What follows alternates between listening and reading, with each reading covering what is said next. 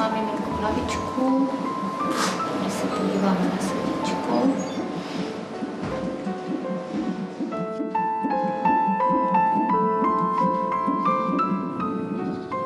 Já jsem byl se Šárkou doma, když telefonicky se dozvěděla tu diagnózu, že to dítě má umřít. Už to uteklo. Ale už jsme to taky hodně. No, tady byla patička. Je. U jejich dítěte se jedná o tzv. Edwardsův syndrom, ti pacienti ve 100% případů umírají za hrozně dlouhou dobu po porodu, část těch dětí se vůbec porodu nedožije. Já bych byla řekla, že bych měla jako to dát pryč.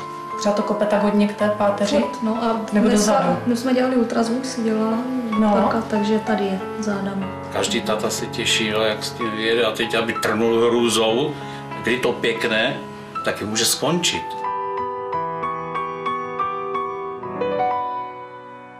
Těšíš se spíš do divadla nebo do porodnice? No na oboje.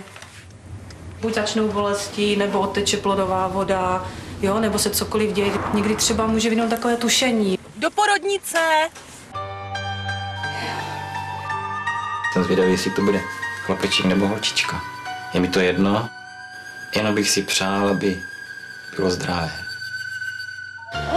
Zatlačíme. Výborně. Super. Tak.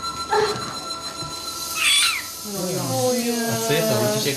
Ježiš, já jsem se ani nepodívala. Je to holčička.